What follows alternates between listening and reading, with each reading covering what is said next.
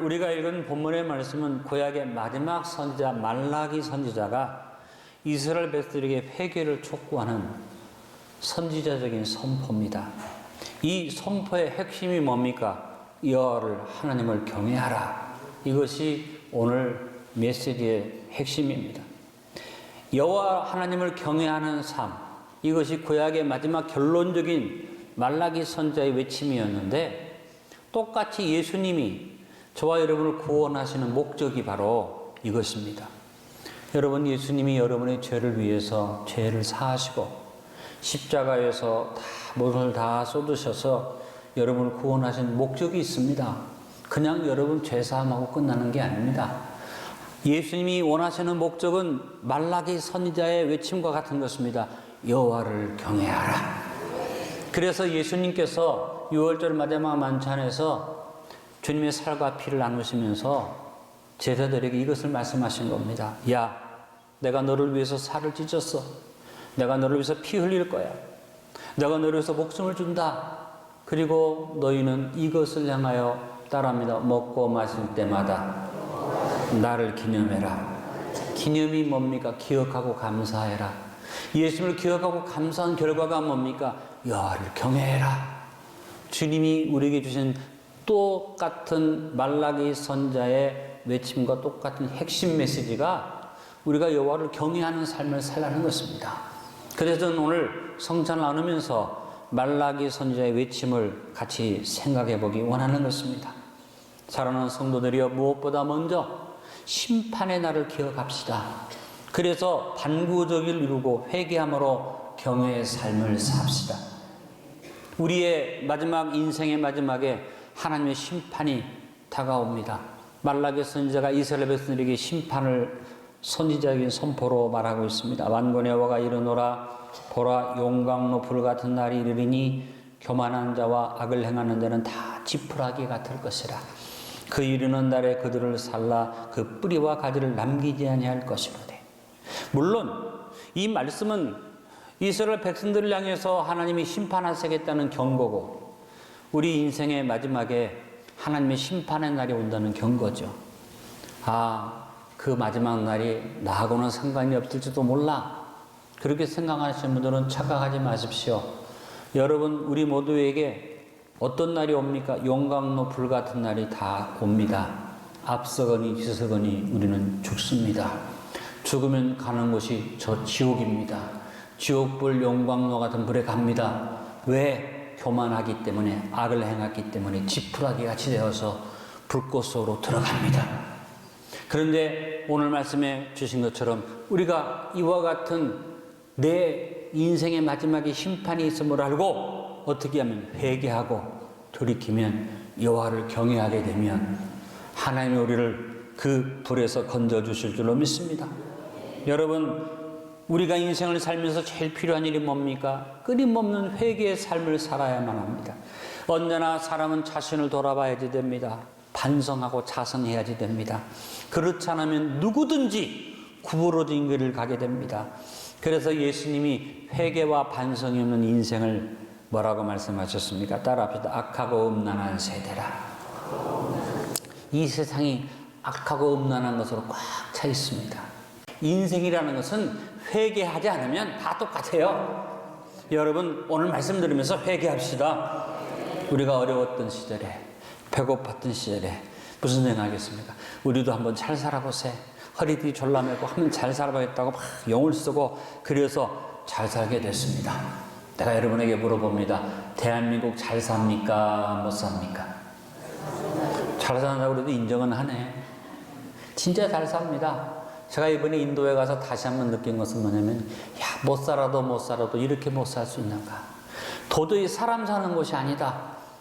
첸나이는 그래도 나은 편인 것 같아요. 제가 이번에는 델리로 해서 갔습니다. 델리에 가보니까 세상에 우리나라 60년대보다 더 못 사는 것 같아요. 도대체가 이거는 이 나라가 앞으로 어떻게 될까? 그런데 여러분, 그 나라가요, 핵을 가졌어요. IT 강국이에요. 우리나라는 안 그렇지만 그 나라에 그래도 아까 제가 간 교회, 안나 나가르 교회 정도만 가도 다 영어 예배를, 영어 찬송을 해요. 나름대로 수준 있게 사는 사람은 사는데 못 사는 사람들은 너무너무 지긋지긋하게 못 살아요. 그래서 여행을 하면서 참 불편하고 참 힘들고 참 다니기 어렵다는 생각을 하는 것이 인도입니다. 근데 우리나라는요, 참 너무 잘 사는 거예요. 그런데 행복하냐 불행하냐, 과거에 비해서 여러분 행복하다고 생각하십니까? 네, 많은 사람들이 그렇지 않은 것 같아요. 그렇게 잘 살고 모든 시설이 풍족한데도 불구하고 우리 국민들이 조금만 어려우면요 못 참아요. 어렵다, 힘들다, 불편하고 원망하고 저주하고 무섭습니다. 왜? 이스라엘 백성들이 광야에서 나와서 감격적인 승리를 가지고 나와서 이 광야의 삶 속에서 불평원망하다가 다 죽었잖아요. 대한민국이 폐허와 같은 그 자리에 산 축복으로 불과 5, 60년 만에 경제대국이 됐는데 어떻게 된 게 우리 국민 입에서 맨 불평하고 원망하는 말만 나옵니까? 지금 우리 대한민국이 필요한 것은 회개예요, 회개. 온 국민이 회개해야지 돼요. 돌이켜봐야지 돼요. 돌아봐야지 돼요. 우리가 우리를 돌아보지 않으면 우리는 구부러진 길로 가는 거지요. 그래서 오늘 저는 여러분에게 다른 사람 말하지 말고 반구적에서 나부터 회개하자. 나부터 하나님 앞에 불평불만을 그치자. 여러분 우리 입에서요 감사가 막 넘쳐도 부족한 판이에요.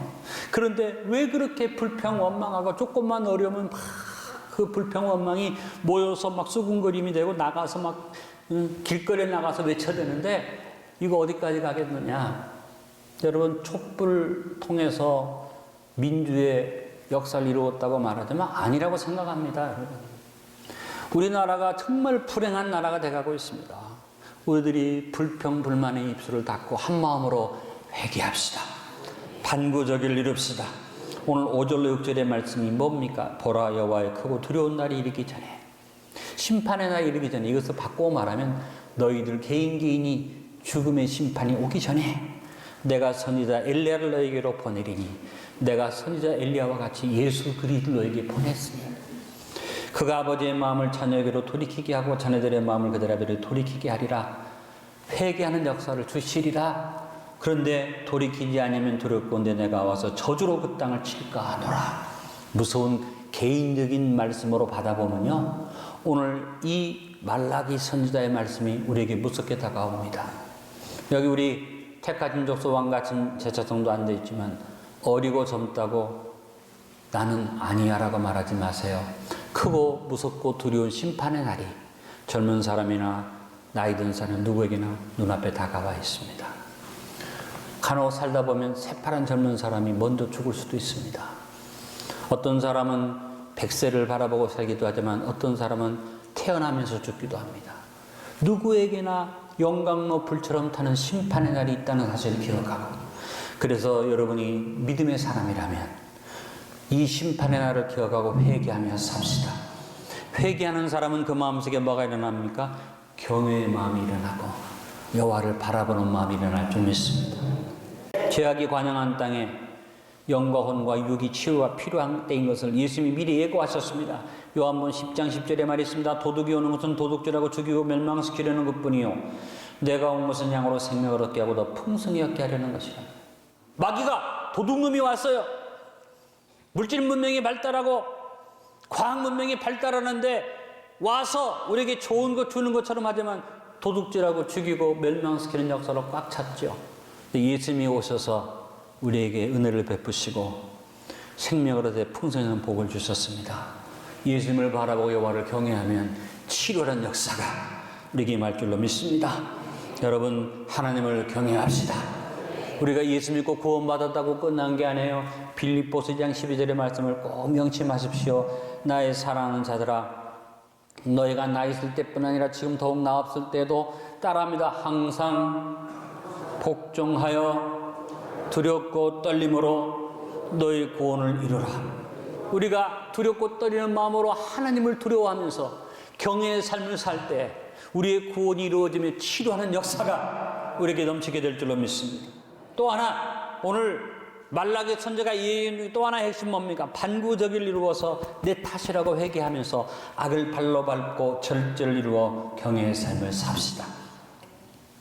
오늘 말라기 선지자가 3절에 말합니다. 또 너희가 악인을 밟을 것이니 그들이 내가 정한 날에 너희 발바닥 밑에 재와 같으리라. 만군의 여호와의 말이니라. 악인이 바로 사탄의 권세를 말합니다. 우리가 예수님을 믿고 여호와를 경외하면 사탄의 권세, 악인의 권세를 발로 밟을 것이고, 하나님이 정한 날에 우리 발바닥 밑에 이 사탄의 권세가 재와 같이 될 것을 믿습니다. 이름은 이미 예수님이 십자가의 일을 이루셨는데, 여러분이 예수 믿는 사람으로서 어떻게 해요? 악인을 발바닥으로 밟고 살자.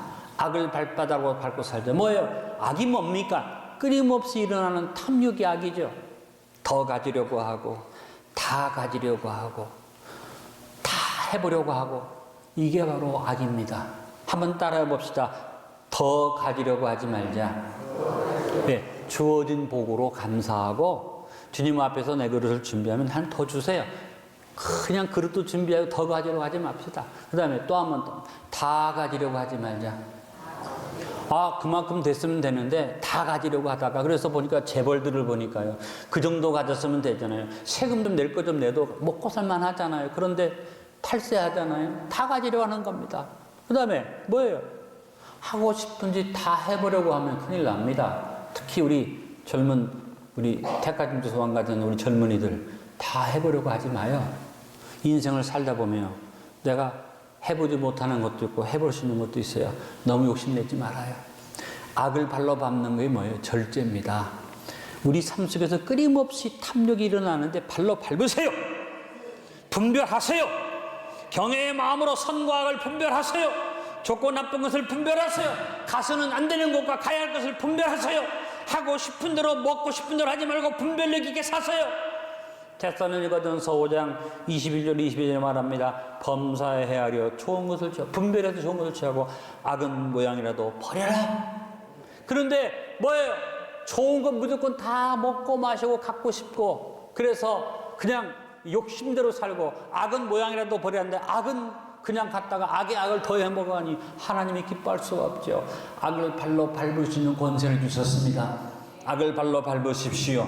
뭐예요? 분별력을 키워서 하는 짓을 분별하고 악한 권세를 절제하고 발로 밟는 여러분 되시길 바랍니다. 로마서 12장 2절에 말합니다. 너희는 이 세대를 본받지 말고 오직 마음을 새롭게 함으로 변화를 받아 하나님의 선하시고 기뻐하시고 온전하신 뜻이 무엇인지 분별하도록 하라. 여러분, 24시간이 다 내 시간이 아닙니다. 절제하며 삽시다. 적당히 누리며 삽시다. 지나치면 독이 됩니다. 여백의 미덕을 누리며 사십시오. 고린도전서 9장 25절에 말했습니다. 이기기를 다투는 자마다 모든 일에 뭐한다? 절제하나니. 그들은 썩을 승리자의 관을 얻고자 하되 우리는 썩지 않을 것을 얻고자 하노라. 뭔가 이기기를 원하는 사람은 절제합니다. 자기 몸의 욕구를 발로 밟습니다. 자기 몸을 쳐서 복종시킵니다. 그래서 훈련을 합니다. 그래서 메달도 떴다고, 그래서 챔피언도 됩니다. 세상에서도 그렇게 하는데, 썩을 면류관을 위해서도 그렇게 하는데, 썩지 아니할 영생의 면류관을 얻기 위한 우리가 무엇해야지 됩니까? 여러분 모든 일에 절제하십시오. 여러분이라는 욕구를 발로 밟으십시오.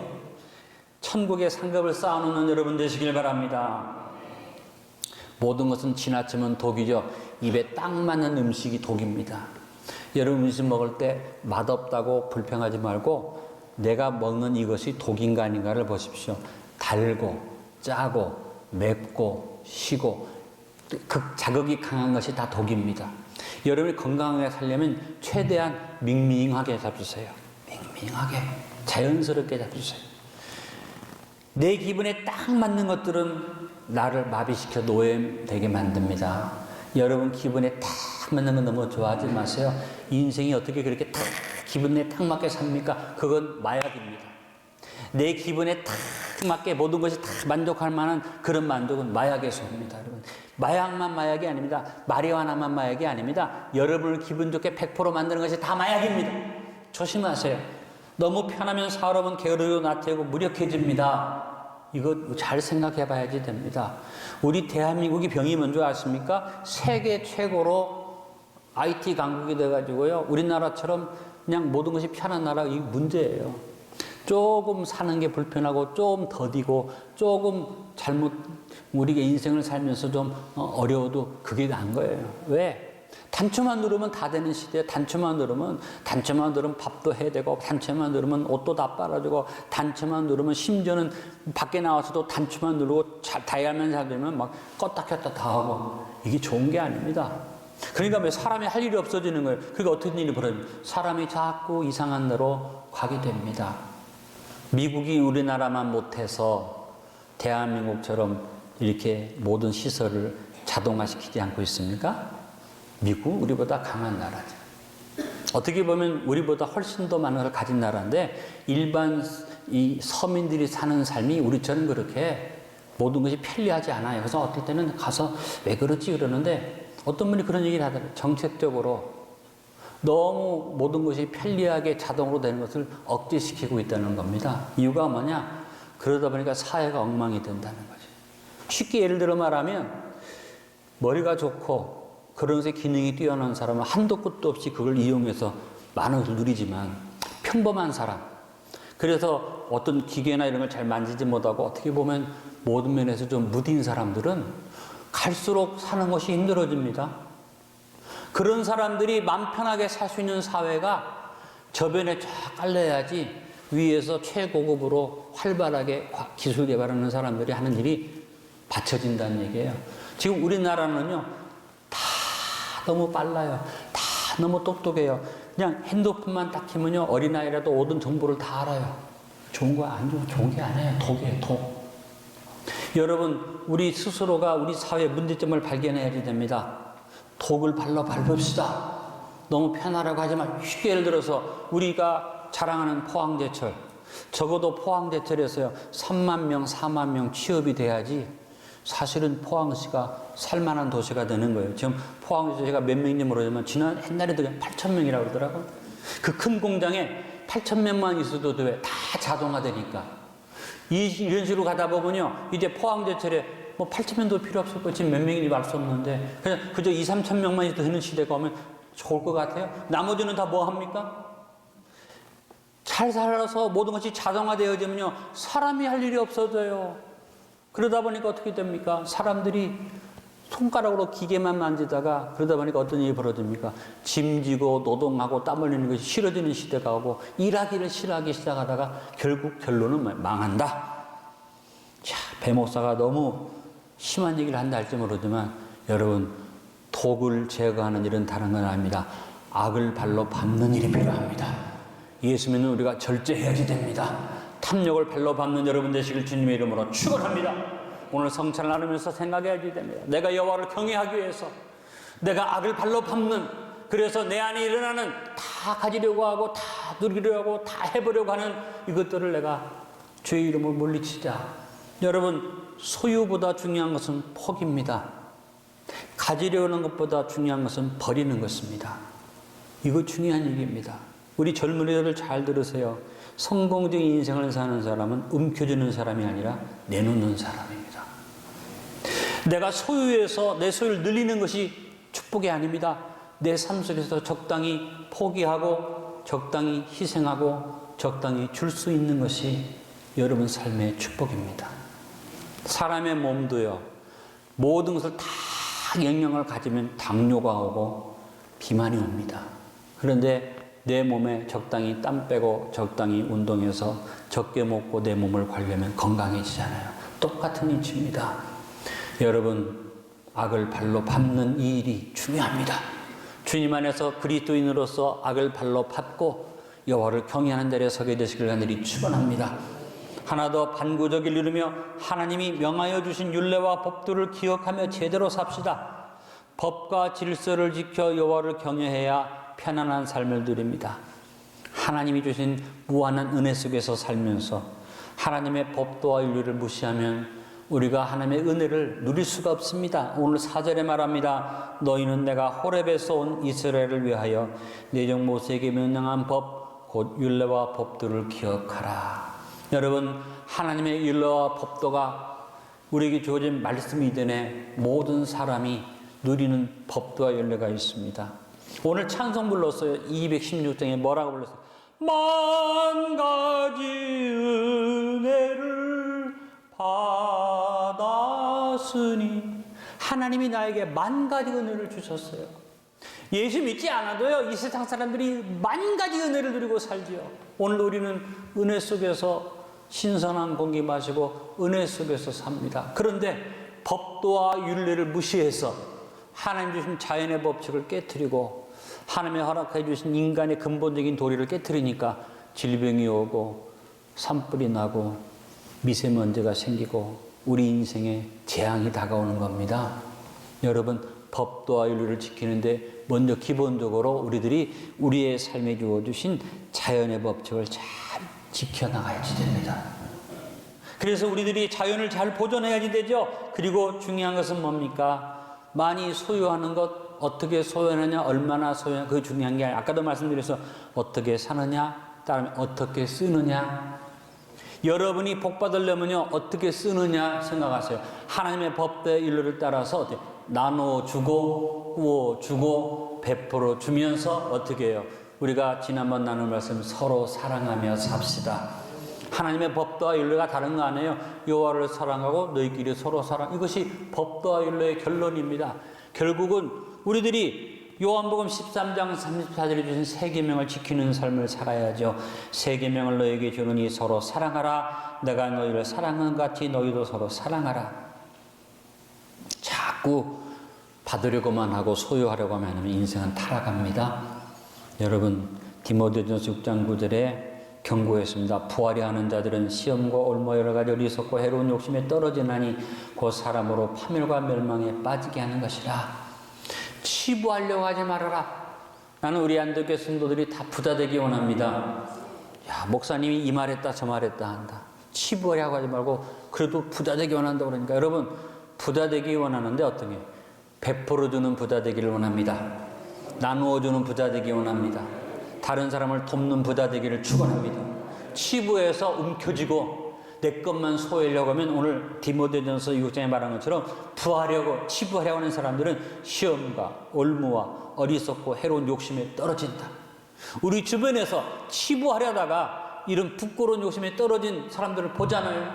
새파랗게 젊은 지하말로 머리 좋고 기능 있고 능력 있는 젊은이들이 부하려고 치부하려다가 어떤 일이 벌어졌습니까? 마약, 성매매 이런 거 하다가 지금 버닝썬과 같은 문제가 온 사회 문제가 돼 있죠. 무슨 이유면 다른 이유 아닙니다. 치부하려다가 나쁜 것을 구분하자고 소유하려다가 시험, 올무, 어리석고 해로운 욕심에 떨어져서 소치를 당하죠. 그들만의 문제가 아닙니다. 우리 모두의 문제입니다. 여러분, 우리는 언제나 하나님의 법도와 율례를 따라 서로 사랑하기 위해서 우리 교회 표를 기억합시다. 누가복음 6장 38절 큰 소리로 따라했습니다. 주라, 그리하면 너에게 줄 것이니 곧 후이되어 누르고 흔들어 넘치도록 하여 너에게 안겨주리라. 너희가 헤아리는 그 헤아림으로 너희도 헤아림을 도로 받을 것이니라.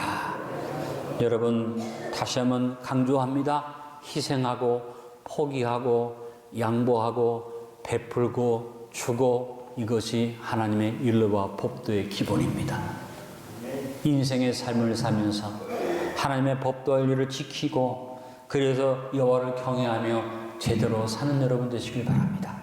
오늘 성찬을 나누면서 그냥 막연하게 주님이 나를 위해서 십자가에서 못 박혀 죽으시고 내 죄를 사하셨다 이렇게만 생각하지 말고 예수님께서 우리를 구원하신 목적, 그것은 여호와를 경외하는 삶을 살기를 원하셨는데 그것은 여호와 하나님 자신을 위한 것이 아니라 너희에게 치료하는 광선을 바라리니 하나님이 우리를 치료하기 원하십니다. 오늘 말씀에 결론을 맺습니다. 2019년 새봄을 맞는 4월의 첫 주일입니다.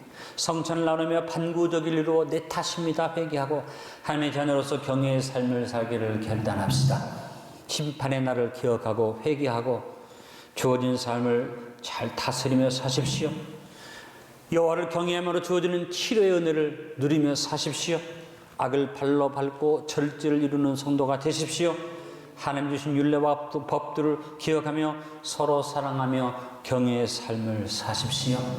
그래서 저와 여러분이 경외의 삶을 이루며 사는 복된 이 새봄이 되어지기를 주님의 이름으로 축원합니다.